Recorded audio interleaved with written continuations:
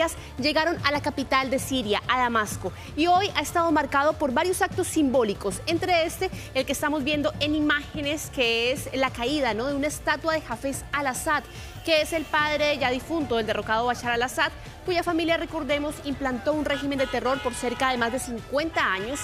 Y además de eso, durante más de este medio siglo, también se encargaron de ejecuciones extrajudiciales, de callar de alguna forma, ¿no?, a sus opositores a través de unas cárceles del terror. Y este hecho tuvo lugar, el que estamos viendo, en la Universidad de Damasco, en donde los jóvenes arrastraron esta estatua derribada del expresidente, que, recordemos, murió en el año 2000. Hay que recordar también, Juan Carlos, que el pasado domingo finalmente nos finaliza la guerra que tenía Siria desde hace 13 años, pero sí se abre una ventana distinta, claro, a la gobernabilidad, pero también muchas dudas. ¿Qué va a pasar, por ejemplo, con los refugiados sirios, que son cerca de 14 millones de personas, tanto dentro como fuera de su país? Y para explicar también a la gente que nos está viendo en estos momentos, Juan Carlos, ¿cómo queda el mapa? ¿Cómo está Siria en estos momentos? ¿Cómo está la gobernabilidad también de este país de Medio Oriente? Estamos viendo acá a Siria con sus vecinos, que todos son, por decirlo de alguna forma, bastante conflictivos en ciertos sentidos. Tiene una frontera que comparte con Israel, que ha tenido varios bombardeos, al menos 480 en los últimos días, porque quieren desarticular de cierta forma las capacidades que tenía el régimen de Bashar al-Assad para un presunto ataque en su contra.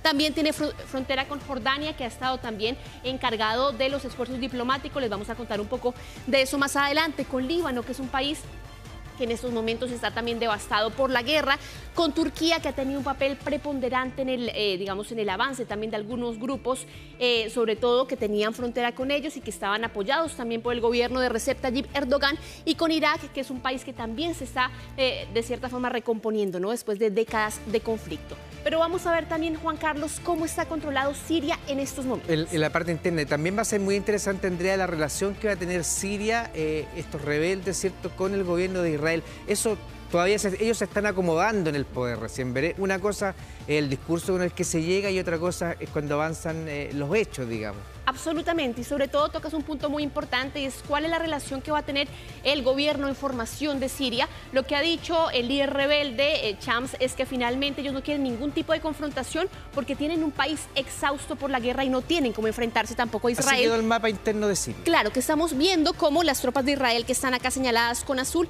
empiezan a tomar, por ejemplo, control de zonas como los Altos del Golán, que fueron anexados, al menos unilateralmente, en la década de los 80, y ellos están ahí muy vigilantes, ¿no?, frente a lo que podría ser la infraestructura militar que tendría el régimen de Bashar al-Assad.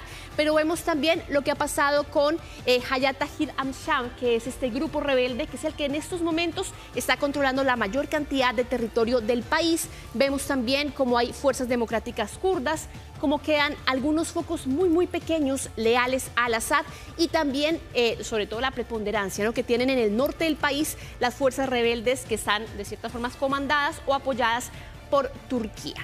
Además que Damasco en sí es una ciudad muy importante para el mundo musulmán, entonces también hay una religiosa interesante allí también. Claro, y sobre todo dicen, sobre todo Naciones Unidas ha señalado que la estabilidad de Siria de cierta forma marca la estabilidad del resto de la región, y vamos a revisar justamente declaraciones de Ahmad al-Shara, que es el líder de los rebeldes, después de una semana de haber prácticamente conquistado, ¿no?, la capital de Siria, la ciudad de Damasco.